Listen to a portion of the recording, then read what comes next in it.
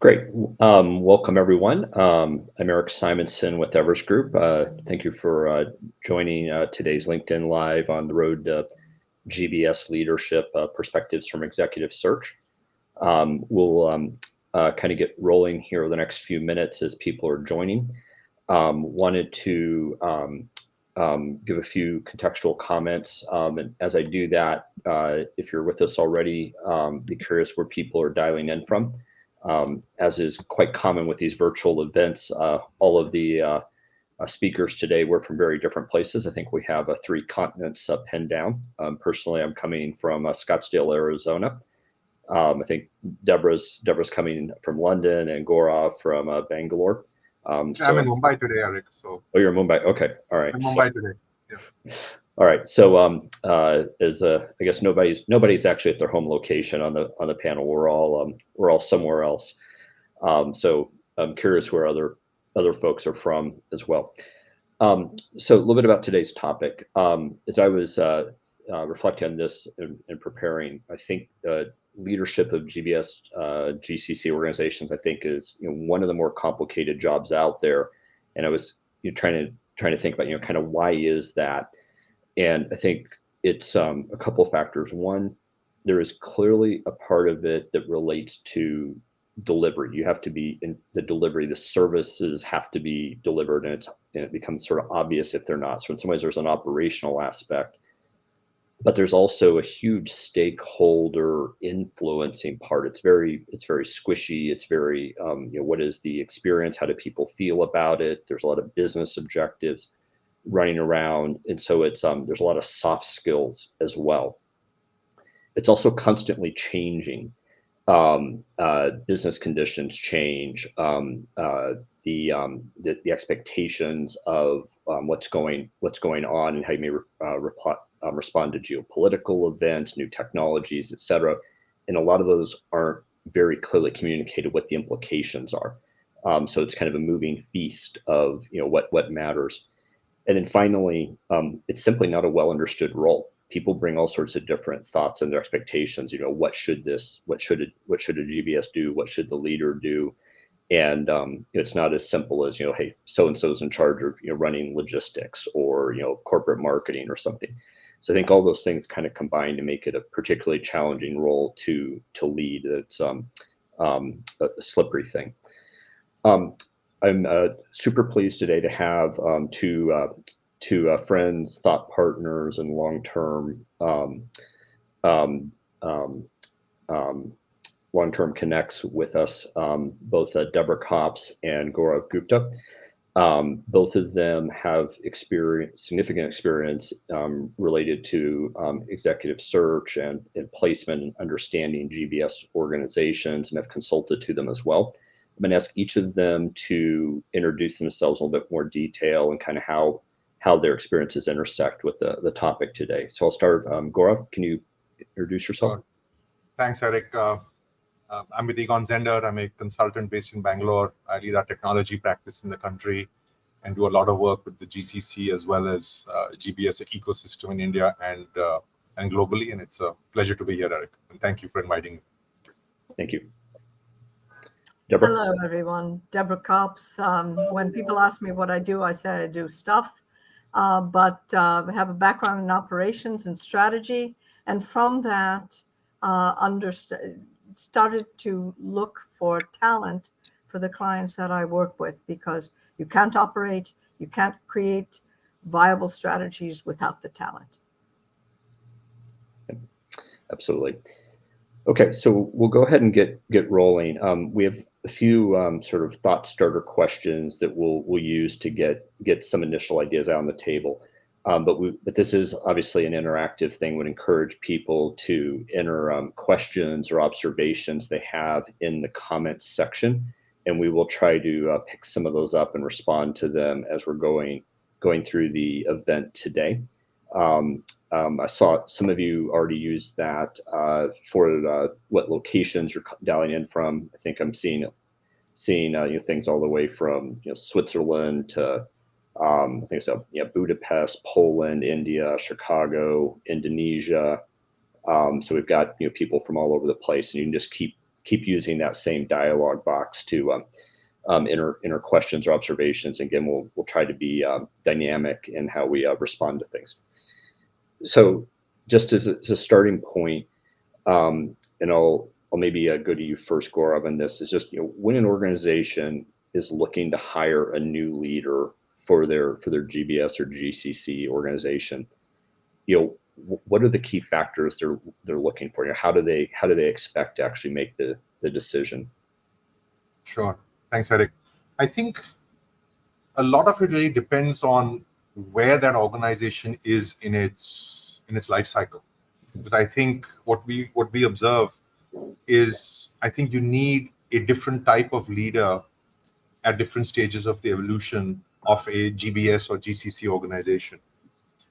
I think and challenges then, if how do you keep reinventing leadership to respond to what's the need of the hour, depending on where you are in that cycle.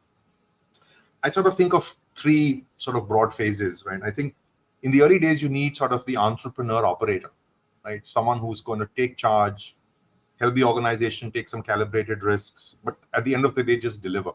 In your opening remarks, Eric, you mentioned that this is about delivery. This is about internal and external, client satisfaction, client delight, right? But upfront is that entrepreneur operator that you're looking for. I think as the organization matures, it becomes a bit more of a governor, right? Someone who is managing this estate. This is an asset, right? It's a global asset. It's a local asset, right? So someone who's an effective sort of governor of a complex organization, managing stakeholders globally. And I think as it matures further, you start to look for an innovator, right? Of saying, what are the new things we can do? Where can we push the boundaries? What new capabilities can we find? How can we collaborate with the ecosystem, right? So I think it's not as distinct as those three, but I think the combination of these traits is what changes over time, right? And I think that's the challenge, and that's the exciting part of being a leader in this space. I agree with you. I think that the right fit for a GBS leader is not only highly contextual to the phase in which the GBS is finding itself, the level of maturity, but also the context of the organization. A leader for a privately held company where process is subordinate to relationships is going to have a very different profile than a publicly traded company. And believe it or not, industry sectors do suggest different types of leaders. Manufacturing, heavily dependent on process. So process becomes very important. But I think one of the things that I see that most enterprises forget to look for when they look for leaders is that what's really critical is someone having a leader who can understand and pace change at the level that an enterprise can digest it. To me, the good leaders, and there's some great leaders in this industry, the really great leaders understand not only how to bring the enterprise along, but they also know how far ahead to get out in front of, the organizations in which they're serving. So agree with you, but I think there are a myriad of factors complicated by the fact that GBS is not a function, it's a model. Models shift, they shrink, they swell, they are destroyed, they are resurrected. And because GBS is a model, to Eric's point, it's much harder to find the right leader. Yep. So if we reflect back, say 5 years ago, before COVID, before things were as virtual, and we were asking the same question, what are people looking for in a leader?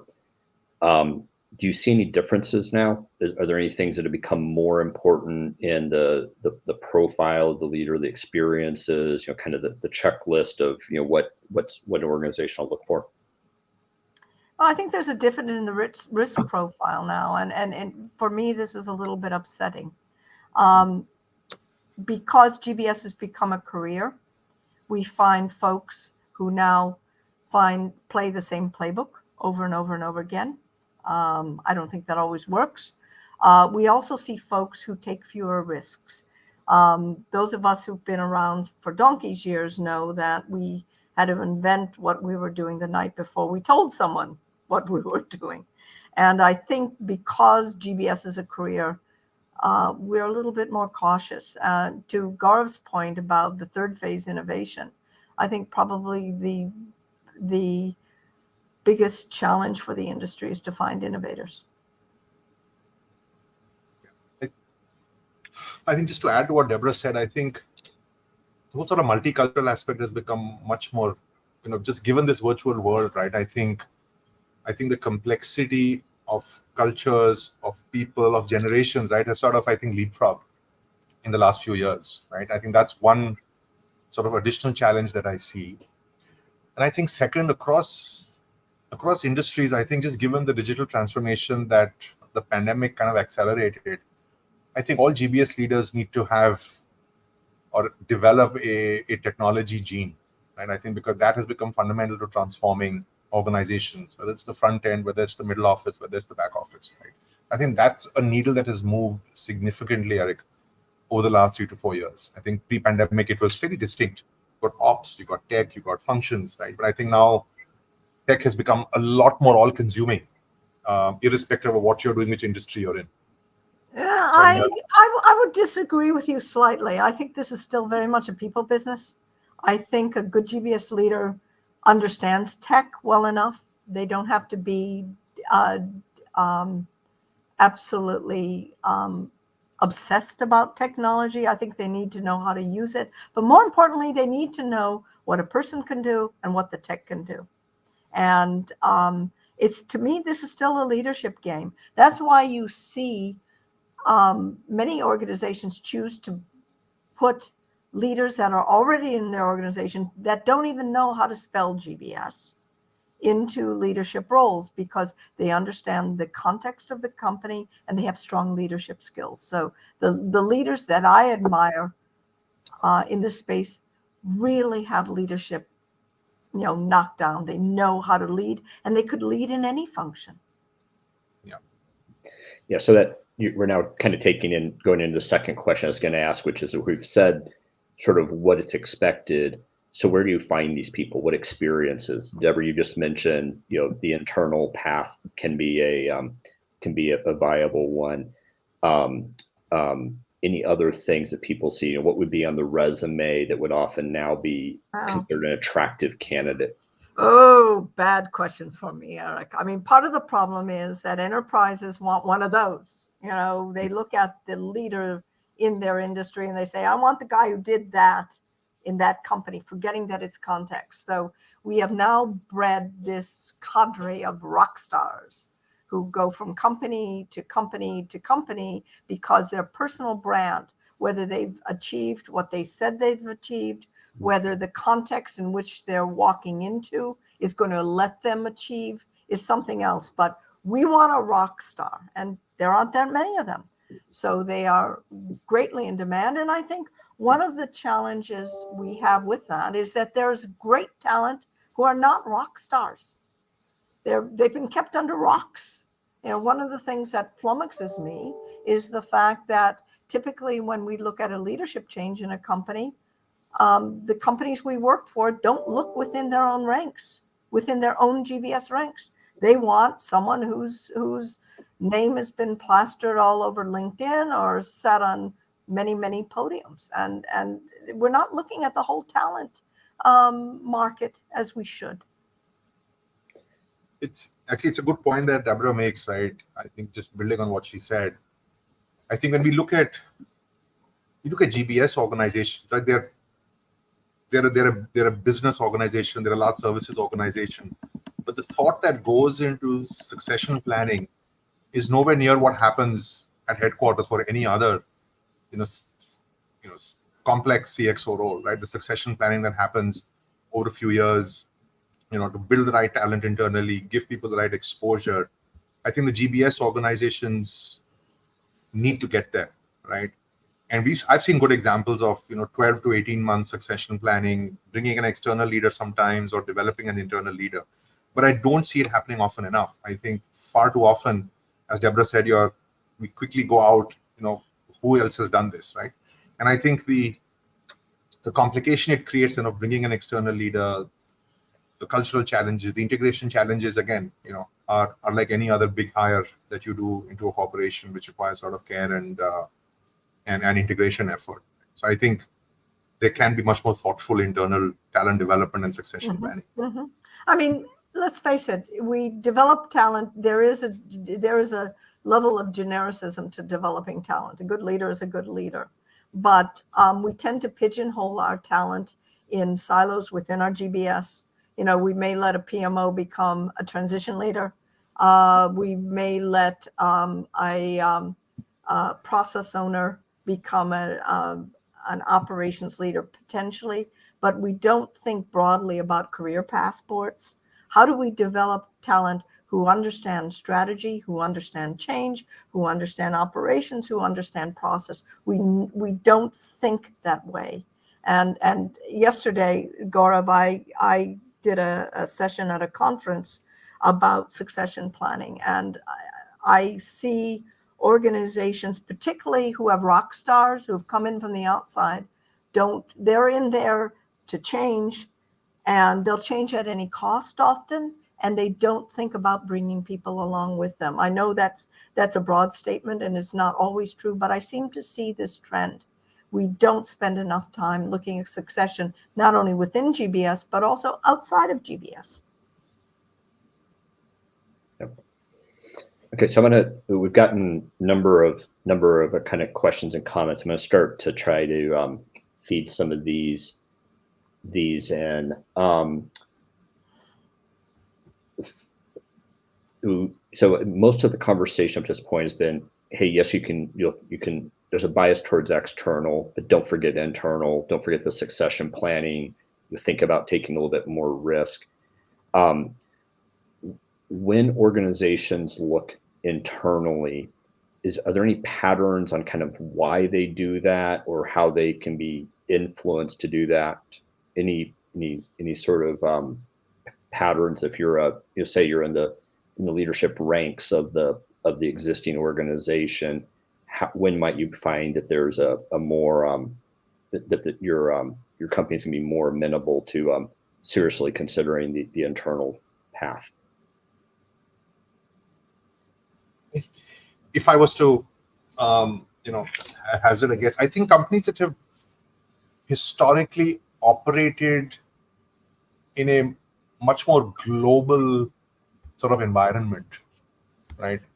I think where they've seen leaders coming from, different backgrounds, different geographies, managing global complexity, stakeholders, I would think that the multinational organizations tend to be, a lot more comfortable. I think they'll probably also have a larger, sort of potentially larger bench to select from. There's internal mobility is probably much more well established, so on and so forth.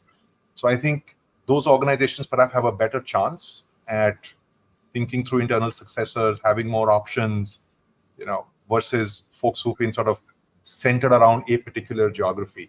And I think the pool tends to be a little narrower than I think from a succession perspective. That's what I've seen more recently. Sort of, for example, if you look at insurance, right, the US life insurance industry tends to be fairly US centric, right? And so options internally perhaps can be tougher versus a large global, bulge bracket bank, for example, right? I think it depends on how the organization sees GBS. If they see GBS as a taproot for talent, I think they're going to be more amenable to building succession plans. If they see it as fundamentally a servant to the organization, they're not going to care. So again, highly contextual. And I think, one of the things I do see is that companies who are generally dissatisfied with their GBS, who want to change, will always go outside. They're not going to look at internal candidates. Organizations that have had a lot of change, but they want to calm the waters. They want to basically sense, they want to have some level of continuity. They want to slow down a little bit. They'll typically more often look for someone internally.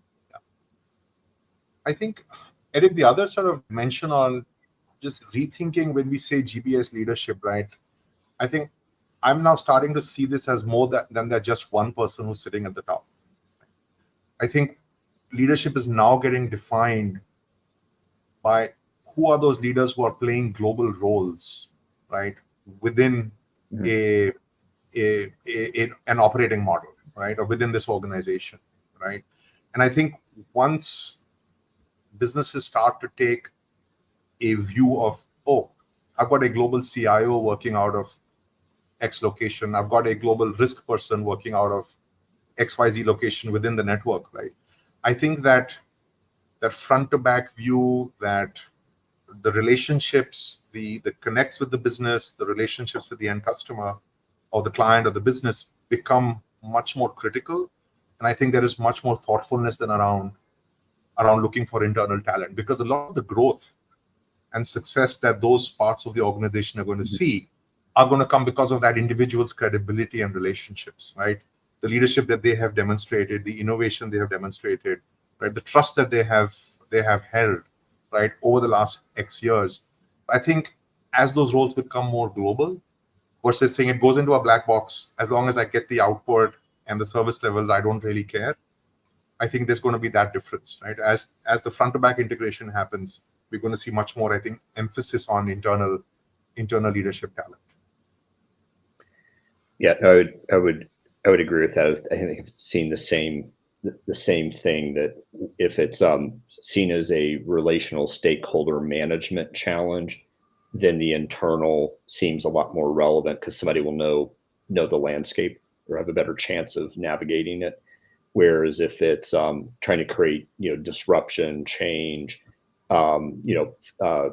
fix something, then kind of the sense is, hey, we need a new mindset. Just on that, Eric, I want to add one thing. It's interesting. We did this piece of work for a large bank the other day, right? And the question on the table was, how many global roles are being played out of XYZ's geography, and what are the factors that have led to that, right? Was it a big strategy? There was a push from the CEO. How did all this happen? And the simple answer at the end of it was built around individuals, either an external person or an internal person. It was built around the individuals. No, I think that's right. Unfortunately, there was no recipe for saying, how do we get there? And so it's that trust, it's that credibility that ultimately, I think, won the day for 8 out of 10 success stories that we saw. Yeah, but to that point, I think there's less global mobility now than there was. I think during COVID, we looked for talent anywhere because, frankly, we were scared. Now what we're seeing is that the proximity to key stakeholders is becoming important, not to mention the fact that companies do want to keep their travel budgets down and they don't want fly-ins. I've seen GBSs fall over sometimes because the leader was not proximate to the stakeholders. So I think we are walking away from global mobility of talent, and I think that hurts some of our taproot geographies. Take the US. It's almost impossible to bring someone to the US unless they've worked for a company and they are on an L1 visa. But the clients that my partner and I work with do not want to talk about an international mobility. And I think time zone is also getting in the way right now. There's a belief, rightly or wrongly, that if I hire someone for a global role in India, it's going to put too much pressure on the fact they're 9.5, 10.5, 11.5, 12.5 hours.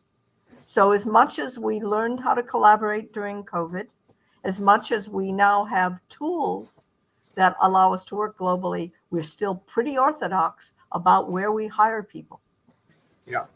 I think it's interesting. One hack that I saw developed to sort of overcome that, right? It was a physical solution. Was saying, let's start to, if we are hiring, let's say we're hiring in India, let's put the product leader as well as the engineering leader for this particular, capability in the same location. So that little microcosm starts to then build on its own in that remote geography. But you can do this only where there is enough depth of talent, right? Otherwise, to your point, if in a virtual world, in areas where the depth may not exist or the capabilities don't exist, this definitely does get in the way, right? Yeah, it does. The work we have right now, all mandate a move. No living even 2 hours away in a car. They mandate a move because they want proximity to stakeholders. They're trying to rebuild teams. I think we all know that while we gained a lot in terms of ways of working during COVID, we also lost a sense of the institutions that we work for. And organizations, rightly or wrongly, are now saying, I want to get the boys and the girls and the band back together again. Yeah, no, I'm definitely hearing more of that. I was at a event a couple days ago, and they were talking about the big move they made going to what I thought I heard was a 4-day work week. And so I got prepared to ask, how did you schedule things to get everything done in the 4 days? But it turns out, no, the big move was get everybody back in the office 4 days a week. Yes, and 1 day off. So it's interesting time. We have both those dynamics going on. I'm actually, just before we go to one of the questions, just so everybody is aware, we have a key issues survey that we're kicking off, which will then be published at kind of end of the year, beginning of next year. I'll ask that we post a link to that so that people can participate in that at some point in the coming days or weeks. But that's a thing we've been doing now for over 5 years, and gives a great read at the beginning of the year on what's on people's minds entering the next year. And I think 2024 will probably be another year of intrigue. The next question I wanted to go to was from Paul, I believe Bedell, and it was basically, if you're thinking about seeking new opportunities, you're a leader aspiring to look for new things.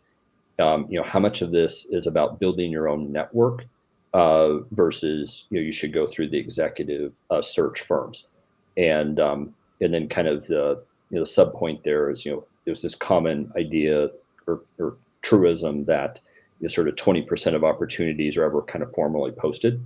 A lot of things happen before it ever becomes really visible to the market. Any reactions to this, and kind of how people are looking to advance their careers, how they should navigate some of these trade-offs? You have to be found. And one of the things that is a great aid that many people in this industry do not use is having a point of view and posting it on LinkedIn. You have to be known for something to get the work you want. Calling up me or Gaurav or anyone else and saying I'm in the market is great, but you have to remember we work for the companies that hire us. But there is a paucity of talent out there, and there's a misfit of talent. What folks who really want to foster their careers need to do is focus.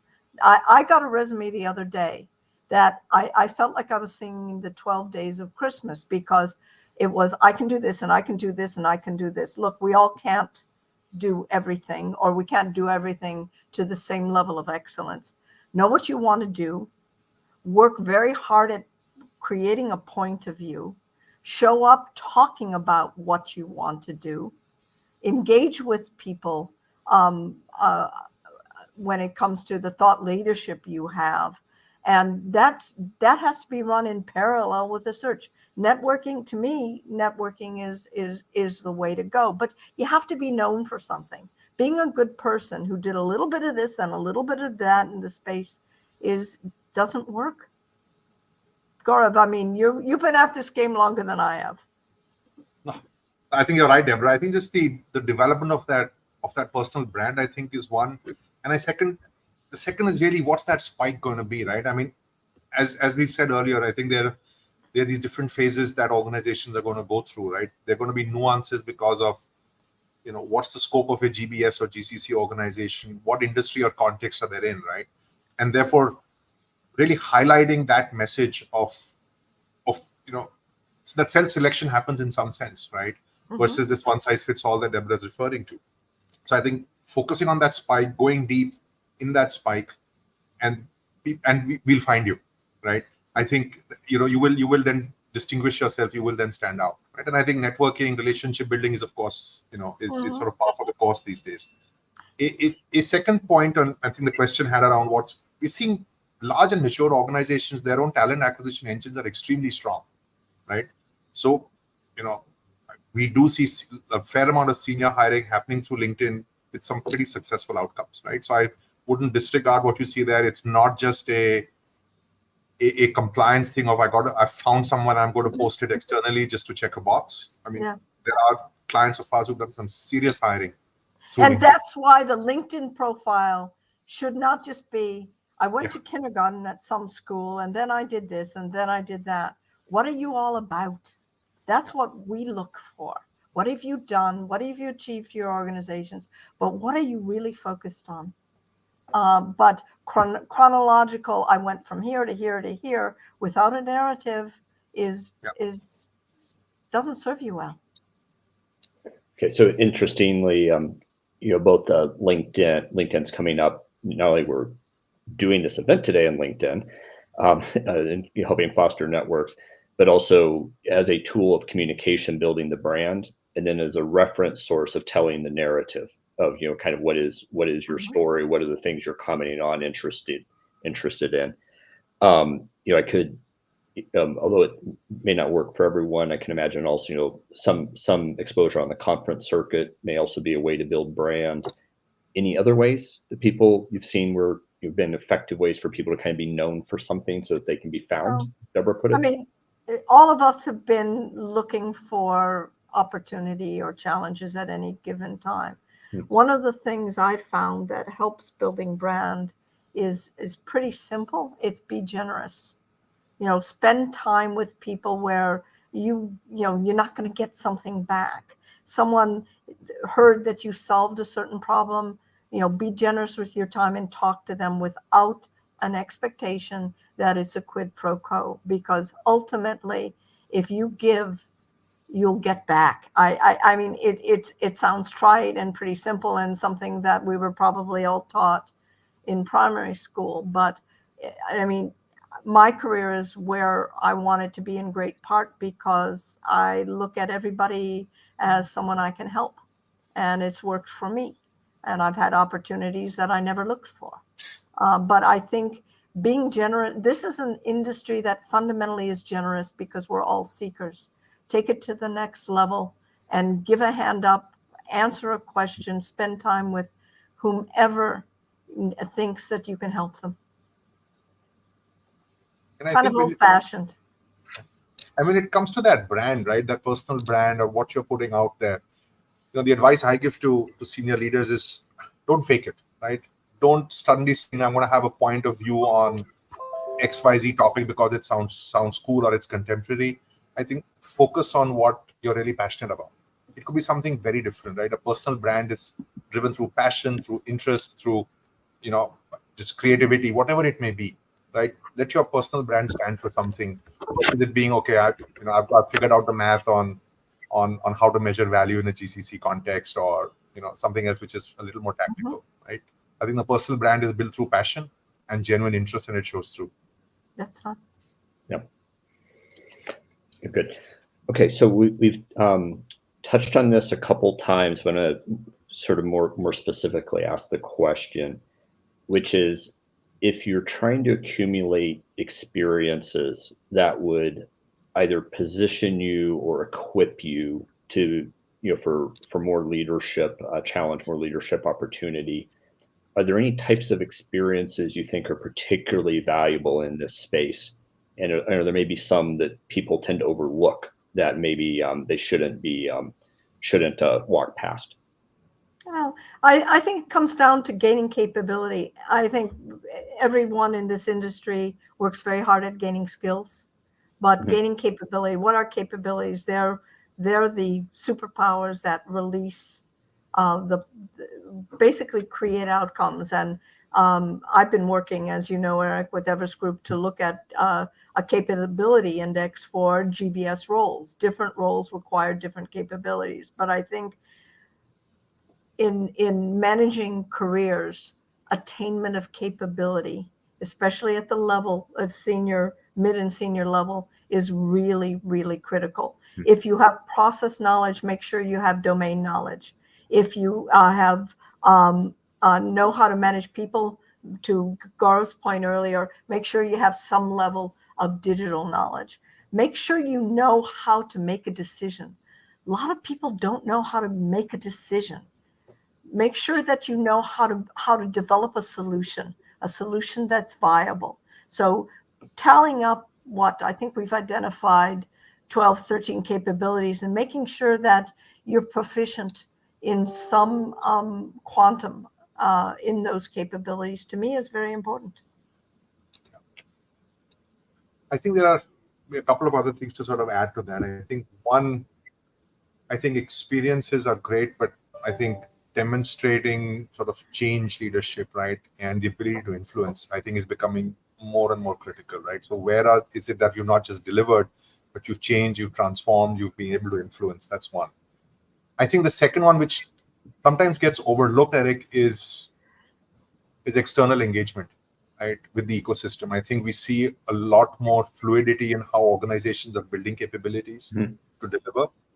And leaders who are able to bring the outside world in, right? If they're an insider, they've grown in an organization for 15 or 20 years, but they can bring a lot more of the outside world into that organization, of knowing, what are the coolest startups doing in a certain area that could help us build a new capability, right?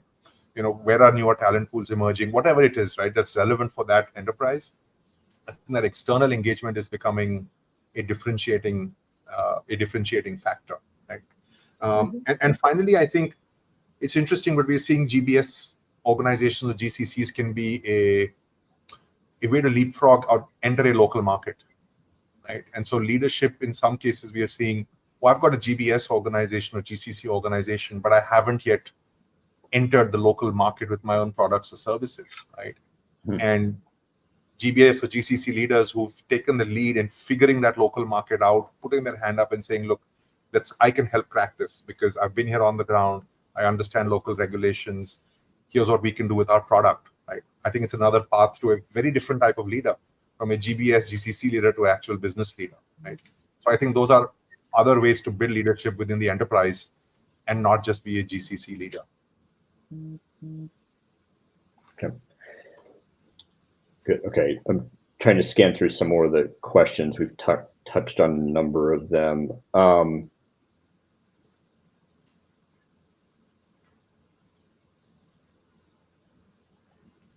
Okay. One from Nathan, which we haven't quite spoken about this yet, but to what extent should the profile potentially be more of kind of a sales business development personality, more of kind of, the BU head I'm interpreting as, kind of more the governor, kind of running the whole thing, or more the, the operational that, I really know how it works. I've risen through the ranks.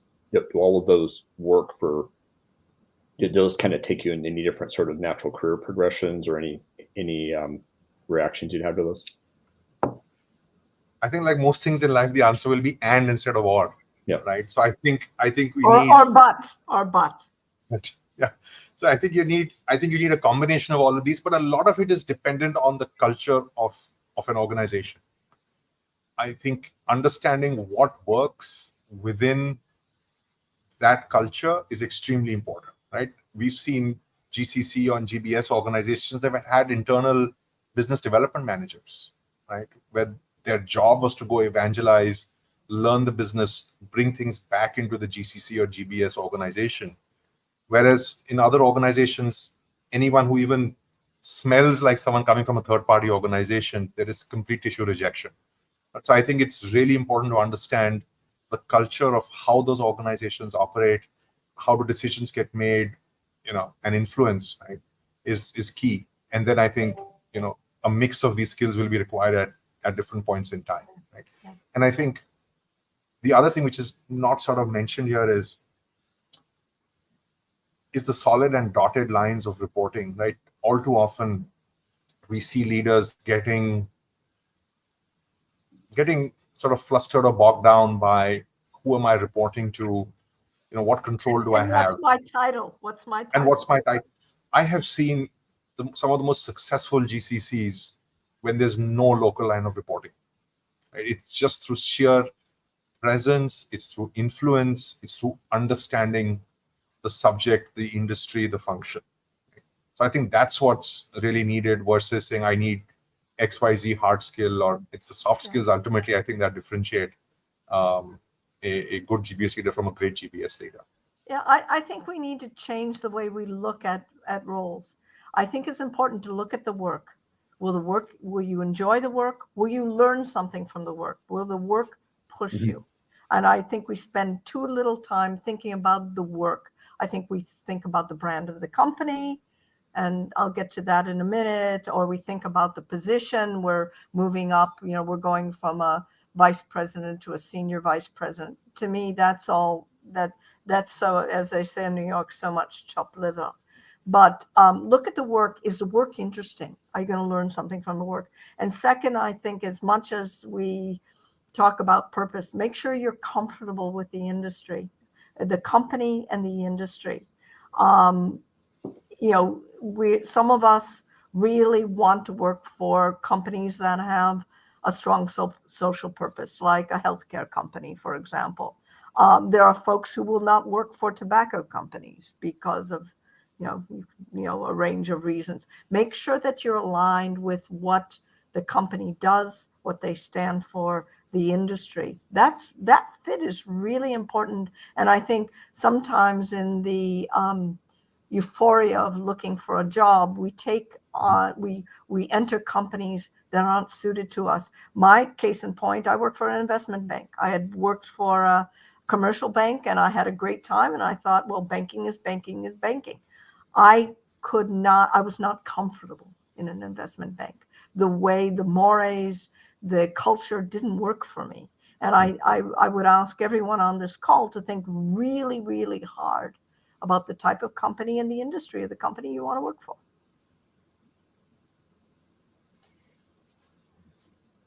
Yep.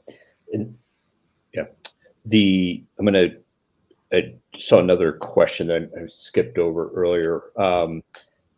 This in some ways, Deborah, goes a little bit to your point of the type of company. It's not the brand tobacco versus tech or bank, et cetera, but there are organizations that are more vertically driven with very kind of soft horizontals. Then there's other organizations that the horizontals are have a fairly strong influence. Do you see any differences both in terms of like the type of leader they may look for, or how you may think about developing your career between those two different organizational prototypes? I would actually change the question to, I think it's important to look at how the GBS has been designed. Okay. Because there are organizations that are out looking for all of you on the phone, and they want a GBS because somebody else has a GBS. It's not designed properly. It doesn't have enough power in the organization. The remit is very narrow. There were certain assumptions because consulting firms may have gone in there and told them that they could save $65 million in the first year, all of which we all know is fantasy. But look at the target operating model of the GBS as part of your own due diligence. I mean, as difficult as this market is right now, it's still a good seller gets to pick. There isn't that much good talent, and you get to pick. But being, just running to a role without even looking at what the strategy is, that doesn't make a lot of sense to me. Go ahead. It was good to see a question from Anurag. I know we've crossed paths in the past. I think the way I would look at it, whether it's functional or vertical, right? I think it's important to figure out what really differentiates that company in the market, and why do your customers or clients stick to you, right? If it's a B2B services organization, it is one dynamic. If it's a pharma company, it's another dynamic, right? If it's a bank, it's another dynamic, right? So I think figuring out how that vertical or that horizontal ultimately impacts what really matters in the market and differentiates you is extremely important, whichever part you may be coming from, right? I think aligning yourself and thinking of your role in that context is extremely important, right? That, I think, doesn't matter whether it's vertical or horizontal. All right, good. We haven't touched on this. We'll do this kind of. I'm going to do this quickly. Do people coming from third-party providers, are they given serious consideration for leadership roles or level 2? Kind of how should they think about their relative fit in a GBS? Yeah, I think there tend to be extreme views sometimes at our clients when we are sort of tabling leaders with who are coming from different coming from the GCC world, the GBS world, or coming from the third party world. One, as I said earlier, I think it depends on the culture, right? How much of and the life stage, right? Are we looking for more evangelizing, making a business case, delivering on metrics, which third party leaders sometimes have a lot more experience in. The worry there tends to be, look, I don't want to be sold to. I want someone who's sitting on the same side of the table as me, versus someone who is potentially going to see this as a buyer-vendor relationship where, it's perhaps some ways, in a weird sort of way, a zero-sum game, right? So I think that does tend to be the perception that needs to be worked on. I think when we see where third-party leaders are extremely successful or can be more successful is when the GBS organization itself is itself a B2B or a vendor organization in some sense. Think of large trust and custody players, right? These are large services organizations driven by ops and tech, right? You think of large, med tech companies. They're in a B2B services environment. In that case, the affinity for third party leaders tends to be stronger, or the ease of integration tends to be greater. But again, not to underemphasize the importance of culture and other things. I think that ultimately drives success. But I think there are some of these contextual differences that position third-party leaders differently in different contexts. I think there are contextual differences, but I think what I see in the clients I work with is that they're very shy about hiring from third-party providers at certain levels. Certainly a transition manager, a PMO, they'll consider it, but fundamentally the belief in the market is that a third-party provider does not have the same sense of the stakeholder as someone who's worked with enterprise. I mean, I went from BPO to enterprise, and I realized how hard it was to work in an enterprise. I never knew who was going to call me at 5 a.m. about something that wasn't done right, not at the same level. There was no contract. I was supposed to just figure out how and fix something. So I see a reluctance to look at not only third-party providers at senior levels, but I also see a reluctance in hiring consultants. I look at this market as an ecosystem. Enterprises, providers, and consultants. We all help each other. We all know different things. And I think it's also hard to make the leap from consultant to enterprise GBS leader. I think similarly, it's hard to go the other way. We do have some barriers, some of which are understandable, some of which I think are just, kind of received wisdom that if you hire a BPO provider, he or she is not going to have some of the EQ relative to the stakeholder that they should have.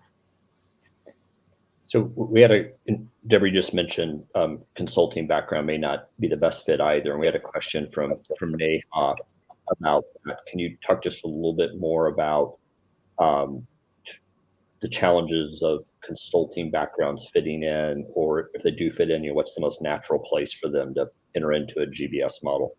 Probably in a strategy role.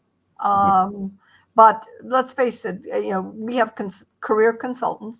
Nothing wrong. I mean, I was a career consultant to a certain time in my career, and we can advise and warn, but then we walk away.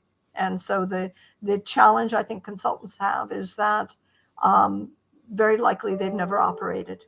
They may have a great purview on the market, but they never operated. They've never had 2,000-3,000 people reporting to them. They've never had to deal with stakeholders the same way GBS or a GCC leader does. But it's basically, consultants are seen as great PowerPoint jockeys, great ideas people. But when the rubber meets the road, I think the view of the marketplace is, why would I want a consultant to do this?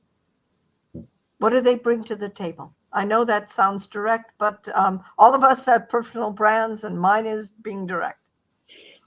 And I think consultants are great, of course, in the transformation or strategy roles, as Deborah said. And I think in any industry, and this is true of this industry as well, when there's enough depth of talent, right, you don't need to get too creative and say, let me go take a risk, right? The depth of talent in the GBS world, the GCC world, is significant, right? And it's only when industries go through an inflection point that say, let me just hire more for intrinsics and smarts, and I will teach them the business. I will teach them what it means to work and operate successfully, right? But I think this industry is past that point in some ways. There is enough depth within that ecosystem that Deborah mentioned of third-party providers as well as GBS and GCC organizations. Good. Okay, so we'll move to go ahead and wrap up on this. We didn't get to all of the questions, and we may look back on some. I just wanted to, I think there was a chat or a message that went out. We do have another webinar coming up roughly a month from now on GBS opportunities and success strategies for the GBS leaders. So if you're interested in that, please go ahead and register. That'll be a webinar format where it'll be presentation and the aforementioned criticized PowerPoint slides that we've avoided today. So Deborah, Gaurav, any final comments before we sign off? Gaurav? Sure. Look, I think it's an exciting space to be in, right? I mean, if you just look at the growth in the centers, I mean, a lot of the recent reports from Everest and others, right? I think it's an exciting space to be in. I think it's about just picking the right company, culture, and that life stage to which, you are best tuned, right? Whether it's an internal opportunity or an external opportunity, right? I think tuning the experiences, the narrative, and the depth, right, and the spike to that life stage, I think will drive success for each and every one of you.